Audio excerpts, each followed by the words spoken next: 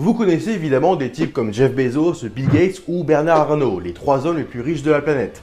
Mais est-ce que vous connaissez l'homme le plus riche de toute l'histoire? On s'imagine un roi ou une reine bien connus comme Louis XIV ou la reine Victoria? Eh bien non. Celui que l'on considère comme l'homme ayant possédé la plus grande fortune de l'histoire était africain. En plein Moyen-Âge, Mansa Moussa, surnommé le lion du Mali, va régner et faire connaître à l'Empire du Mali son âge d'or, au travers de ses nombreuses constructions, mais aussi grâce à sa richesse colossale, aujourd'hui estimée à 400 milliards de dollars. Mais qui était vraiment Mansa Moussa, celui qui fit du Mali, durant son règne, un véritable Eldorado?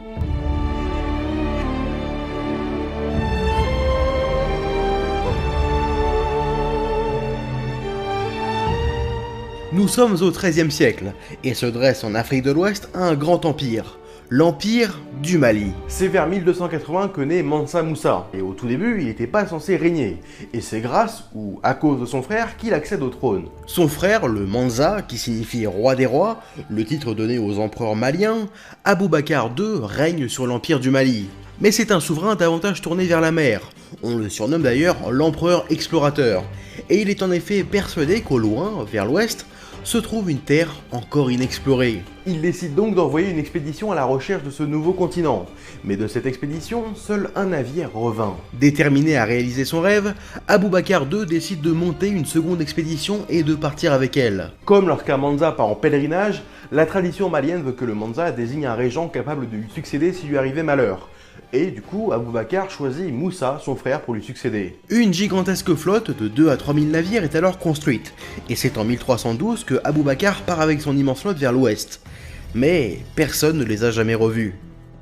Même si certains affirment encore aujourd'hui que la flotte malienne aurait bien atteint les côtes d'Amérique du Sud, presque 2 siècles avant Christophe Colomb. Mais il n'existe aucune preuve qu'Aboubakar ait atteint son but, et il y a même des doutes concernant l'existence même de cette expédition. Donc, même si on ne sait pas vraiment comment, Moussa devient le Mansa du Mali, en 1312. L'Empire du Mali, sur lequel règne désormais Mansa Moussa, qui n'a en fait pas grand chose à voir avec le Mali actuel, reste encore aujourd'hui assez méconnu, tant les sources fiables sur son histoire sont rares, et il existe malheureusement énormément de flou et de trous dans l'histoire de l'Empire du Mali. Et comme on va le voir, certains passages de la vie de Mansa Moussa tiennent davantage de la légende que de la réalité historique. Dès le début de son règne, il voit les choses en grand, il sait que son empire a du potentiel, et il va vouloir l'exploiter. Car l'Empire du Mali est riche, très riche, et sa fortune vient de ses mines d'or, qui pouvaient produire jusqu'à 1 tonne d'or par an.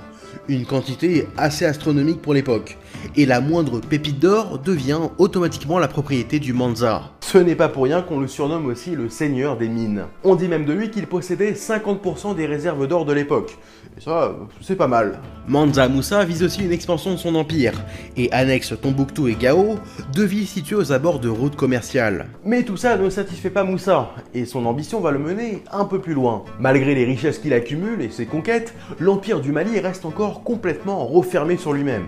Cet empire, pourtant immensément riche, ne figure sur aucune carte, et les rares contacts qui se font avec le reste du monde se font via les quelques marchands qui s'aventurent dans le Sahara, et les savants arabes qui seront les seuls à écrire sur cet empire avant Mansa Moussa, nous laissant ainsi très peu de sources sur son histoire. Alors pour faire connaître son empire au reste du monde, Mansa Moussa va avoir une idée ingénieuse, un immense coup de com'.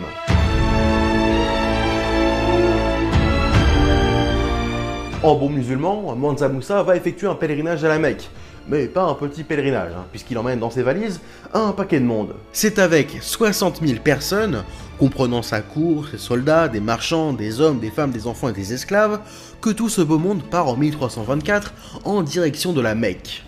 Pour montrer au monde à quel point l'Empire du Mali est riche, cette gigantesque caravane emmène avec elle des tonnes d'or. Tous ceux qui font partie du voyage sont vêtus avec des brocarts d'or et de soie. Ils ont de magnifiques bijoux, bref, de quoi impressionner les locaux. Et quand je dis tout le monde, c'est vraiment tout le monde. Du courtisan à l'esclave, chacun se voit affublé d'au moins un vêtement ou d'un objet de valeur. Mais ce n'est évidemment pas tout. 80 chameaux transportent des livres d'or. Il y a aussi des chevaux et suffisamment de bétail pour nourrir tout le monde pendant ce périple. Mansa Moussa traverse ainsi le Sahara, et à chaque ville qu'il traverse, il distribue à chacun de l'or et fait même construire des mosquées. Et voilà pourquoi ce pèlerinage était en fait un merveilleux coup de com'. Ok, Mansa Moussa était un bon musulman, et pour lui, faire un pèlerinage à la Mecque était un peu une étape obligée. Mais distribuer toutes ses richesses à n'importe qui, ça c'est un coup de génie, et qui va marquer les esprits. Sur le chemin de la Mecque, il fascine tous ceux qu'il croise. Sa richesse et son opulence impressionnent. Faut vous imaginer, hein, vous vivez dans votre petit bled, et un beau jour vous voyez débarquer l'équivalent d'une ville, vêtue d'or de la tête aux pieds. Effectivement, ça doit être impressionnant. Et là où ça va fonctionner le plus, c'est lorsque la caravane atteint le Caire en Égypte. Là, bah, ça va être un bordel monstre. Il y fait la rencontre et est logé par le sultan mamelouk du Caire, An-Nasir Muhammad Ben Kalaoun, avec qui les relations sont un peu tendues. Au début, Moussa refuse d'embrasser ses pieds, alors que c'est pourtant la coutume pour saluer le sultan. Mais surtout, il n'apprécie pas trop qu'un étranger débarque dans sa ville et lâche de l'or à tout le monde. Et ça va rendre les gens fous. Ils se jettent sur la caravane pour récupérer un petit peu de ce précieux métal. On raconte qu'à force de distribuer de l'or à absolument n'importe qui, la caravane de Mansa Moussa va ruiner l'économie égyptienne. Le cours de l'or va en effet plonger et mettre 10 ans à s'en remettre. L'historien syrien Al-Oumari, qui débarque au Caire 12 ans après le passage de Mansa Moussa, raconte que tous les habitants parlaient encore de lui, tellement il les a marqués. Si bien qu'à son retour de la Mecque, en repassant par le Caire, Mansa Moussa se voit dans l'obligation de racheter son or, pour éviter de trop aggraver la situation. Bon, sauf que je vous rassure, même si Mansa Moussa a bel et bien dilapidé une partie de sa fortune au Caire, il n'a pas fait chuter le cours de l'or pour autant. Ça c'est une légende issue de nombreuses exagérations. Néanmoins, Moussa a réussi son coup.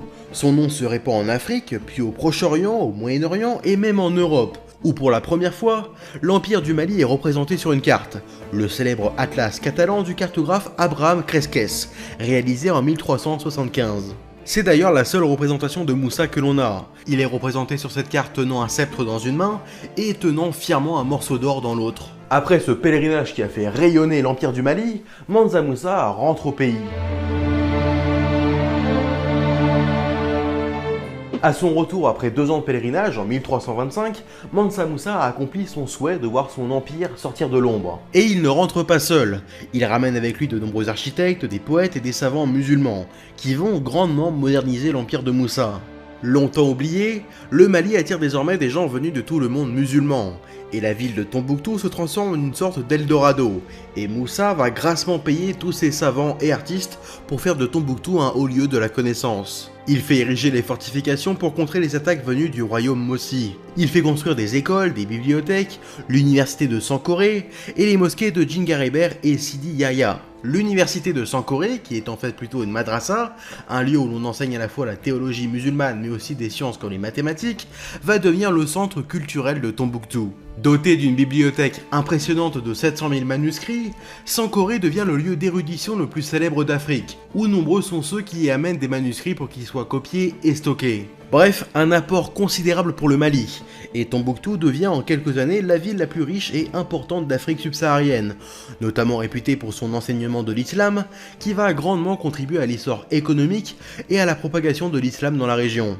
Pourtant, tout cela n'empêche pas Mansa Moussa d'être vivement critiqué par son peuple. Déjà, nombreux sont ceux qui lui reprochent d'avoir, au fil du temps, abandonné les vieilles traditions pour l'islam.